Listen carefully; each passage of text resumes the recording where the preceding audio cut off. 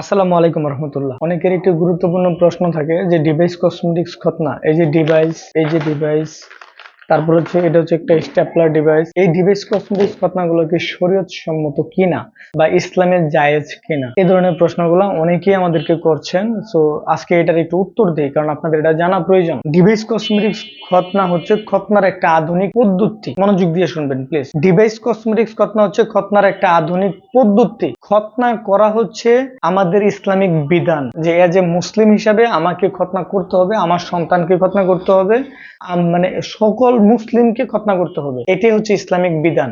আপনি চাইলে হসপিটালে সেলাই ব্যান্ডেজের মাধ্যমে করতে পারেন, আপনি চাইলে হসপিটালে ডিভাইসের মাধ্যমে করতে পারেন, আপনি চাইলে স্টেপলারের মাধ্যমে করতে পারেন, আপনি চাইলে মর্গান ক্লাম্প, গমকো, র্যাপিড ক্লাম্প, পেস্টিবল, বিভিন্ন পদ্ধতিতে আপনি করতে পারেন। এই সব ডিভাইসের মাধ্যমে মূলত কি হয়, এই সব ডিভাইসের কারণে আপনি কিছু ফ্যাসিলিটি পান, কিন্তু সকল ডিভাইস কিন্তু খতনার জন্য ব্যবহার করা হয় এবং সকল ডিভাইসের একটাই লক্ষ্য, সেটা হচ্ছে শিশুর খতনাটি যেন সম্পূর্ণ হয়। খতনা মানে কি, গ্ল্যান্স পেনিস বা পেনিসের অগ্রভাগের যে বাড়তি চামড়া, এই বাড়তি চামড়া কেটে ফেলে দেওয়ার নামই খতনা।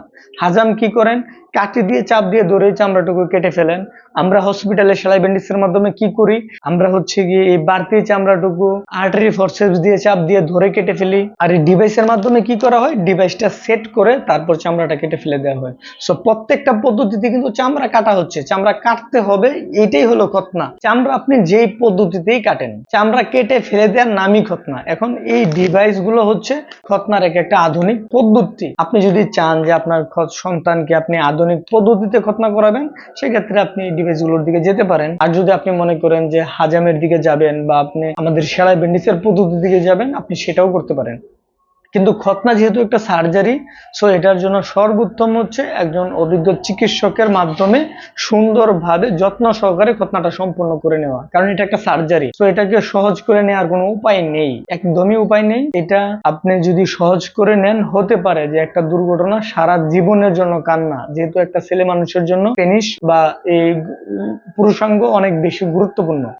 সো এই যে কোনো ডিভাইস বা যে কোনো পদ্ধতিতে আপনি খতনা করতে পারেন, এগুলো হচ্ছে খতনার একটা পদ্ধতি। কিন্তু খতনা মানেই হচ্ছে যে পেনিসের যে চামড়াটুকু আছে, বাড়তি চামড়া, মাথার চামড়াটুকু, এই অংশটুকু কেটে ফেলে দেয়া। আপনি যে পদ্ধতিতে খতনা করেন, এই বাড়তি চামড়াটুকু কাটা যাবে, এটা সুনিশ্চিত। আর আপনি যেভাবে খতনা করেন, বাড়তি চামড়াটুকু কাটতেই হবে, না কাটলে তো খতনা হবে না, কেটে ফেলে দিতেই হবে, এটাই হচ্ছে খতনা। সো আপনি যদি আপনার সন্তানকে সুন্নতে খতনা করানোর সিদ্ধান্ত নিয়ে থাকেন বা করাতে চান, সেক্ষেত্রে ডিভাইস বা আপনি যেই পদ্ধতিতেই যান, সবগুলো ইসলামিক শরীয়ত সম্মত।